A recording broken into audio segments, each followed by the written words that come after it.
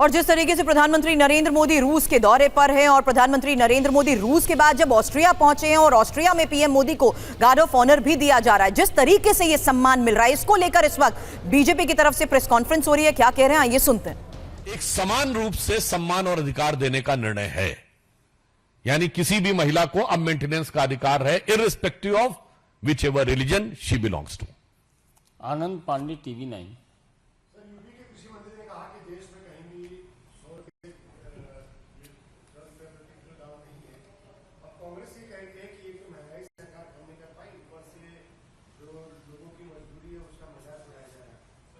देखिए, महंगाई के विषय के ऊपर पुनः कहना चाहेंगे, इस समय महंगाई की दर 5% से कम है। और अगर आप इस बात को चेक करें तो जो स्टैंडर्ड आरबीआई की गाइडलाइंस हैं, 2% से लेकर 6% तक महंगाई की दर एक कंट्रोलेबल और सामान्य स्थिति की मानी जाती है। हमारे विरोधी अपने शासनकाल का कांग्रेस 5 साल बता दे जब 5% से महंगाई की दर कम रही। भारत के इतिहास में डबल डिजिट इन्फ्लेशन।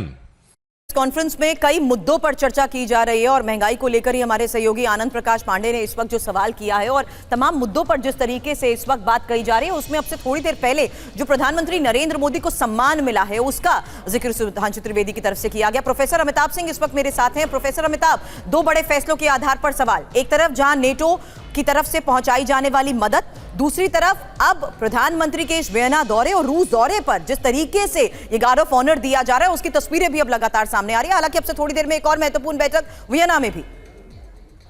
जी बिल्कुल। पहले अगर राष्ट्रपति बाइडेन के स्पीच पर अगर ध्यान दें तो उन्होंने स्पष्ट कर दिया था कि हम यूक्रेन के साथ खड़े हैं, लेकिन पूरी अमेरिकी मीडिया, वेस्टर्न मीडिया ये मान रहे हैं कि नेटो को एड्रेस करने से ज्यादा राष्ट्रपति बाइडेन वहां के नागरिकों को संबोधन कर रहे हैं। वो दिखा रहे हैं कि वो बोल सकते हैं और ट्रंप के साथ जो उनका प्रॉब्लम हुआ था उसको वो एड्रेस कर रहे हैं। लेकिन एक चीज आपने गौर किया होगा सुरभि, जितने भी मिसाइल दिए जा रहे हैं या जितने भी एयर डिफेंस सिस्टम दिए जा रहे हैं, उसमें एक चीज बहुत इंपॉर्टेंट है कि ग्राउंड इन्फेंट्री और आर्टिलरी सपोर्ट कोई नहीं दे रहा है। यानी अब वो मान रहे हैं कि यूक्रेन काउंटर ऑफेंसिव नहीं करेगा, और काउंटर ऑफेंसिव शायद रूस के हिस्से में उन्होंने छोड़ दिया कि वही करेगा। और उनको अटैक करने के लिए वो या डिफेंड करने के लिए वो सारी चीजें दी जा रही हैं। रही दूसरी बात प्रधानमंत्री मोदी की, प्रधानमंत्री मोदी को ये सम्मान 2019 में ही दिया गया था, जो इस बार उनको नवाजा गया है। जाहिर है ये भारत के लिए एक बहुत इंपॉर्टेंट अपॉर्चुनिटी है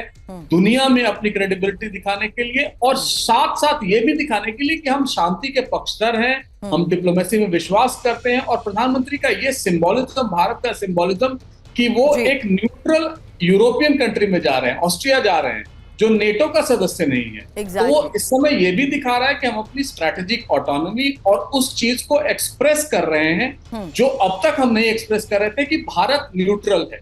या तो ये कहा जाता था, जो जॉर्ज बुश का डॉक्ट्रिन था कि you are either with us or with them, उस जो बाइनरी था उससे हम अलग हुए हैं और अपने आप को एक स्ट्रैटेजिक ऑटोनोमस प्लेयर के रूप में पूरे विश्व को दिखा रहे हैं। बिल्कुल। अब जी Dwivedi sir, I come to you. उस खबर के लिहाज से आपसे सवाल करूंगी जहां नेटो की मदद को लेकर तो खबर हमने बताई, अब जेलेंस्की का ऐलान, क्योंकि अमेरिका से जेलेंस्की के ऐलान को लेकर खबर आई जहां उन्होंने कहा कि अब सिर्फ नवंबर का इंतजार है, नवंबर में स्थिति साफ होगी। अब नवंबर का जिक्र जेलेंस्की किस आधार पर कर रहे हैं, क्यों कर रहे हैं, नवंबर में किस स्थिति के साफ होने की वो बात कर रहे हैं, इसको लेकर करूं सवाल। उससे पहले सुनिए जेलेंस्की ने क्या कहा है।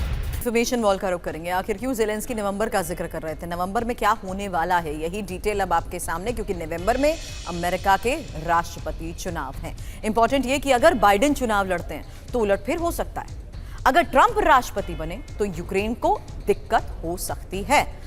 ट्रंप रूस यूक्रेन युद्ध में अमेरिका पैसा बहाने के खिलाफ, ये बात साफ तौर पर कह चुके हैं, और जेलेंस्की को आशंका कि नवंबर में सत्ता बदली तो हथियार की सप्लाई भी रुक सकती है। और द्विवेदी सर, एक क्विक रिस्पांस इसी लिहाज से, क्योंकि जेलेंस्की तो आज के हालात में ये साफ कह चुके हैं कि दबदबा रूस कायम कर चुका है, इसीलिए पीस टॉक्स को लेकर भी उनकी तरफ से साफ तौर पर बात कही गई, और दूसरी तरफ ये कि हमें अभी भी और मदद की जरूरत है।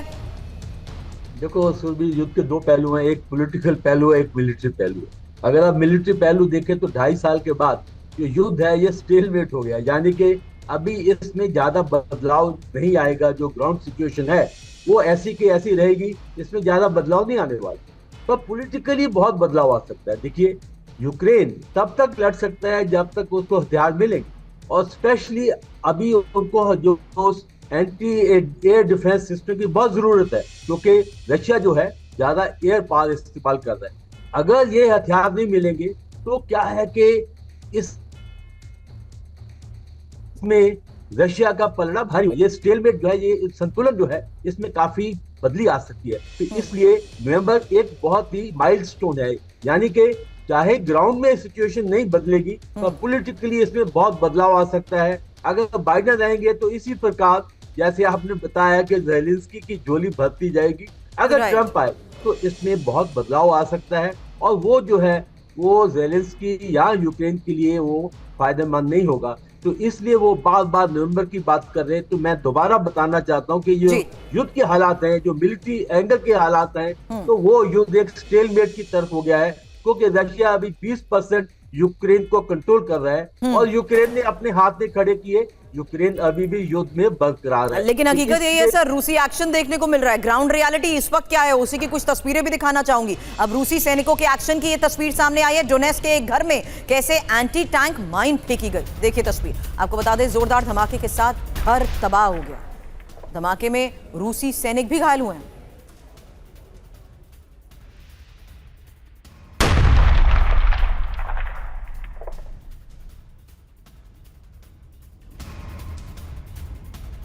रूस के हमले की एक और तस्वीर, रिमोट कंट्रोल व्हीकल से रूस का यह हमला। विस्फोटक से भरे व्हीकल से यूक्रेनी ठिकाने पर कैसे हमले को अंजाम दिया, देखिए।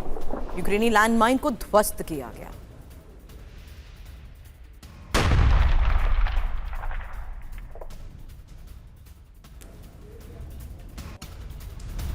यूक्रेन को नुकसान का दावा रूसी स्कैंडल मिसाइल से भी किया जा रहा है। यूक्रेनी डिफेंस सिस्टम को यहां तबाह किया गया है। पोल्टोवा के मिरहोडो एयर बेस की यह घटना बताई जा रही है।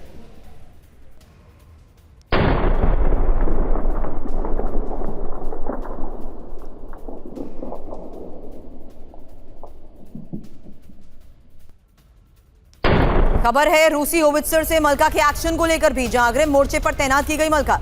यूक्रेनी आर्टिलरी को निशाना बनाया जा रहा है।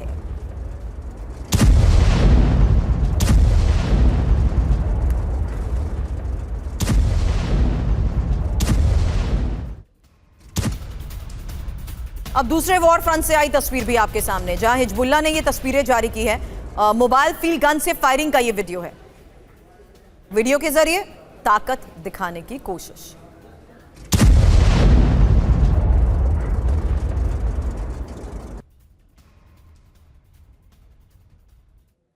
अब युद्ध के मैदान में यूक्रेन की एक करामात की खबर है। हालांकि ग्राउंड रियलिटी का जिस तरीके से हम लगातार चर्चा कर रहे हैं एक्सपर्ट्स के साथ, रूस का यूक्रेन पर आरोप है कि यूक्रेन पर जहरीली गैस का इस्तेमाल का आरोप लगाया गया।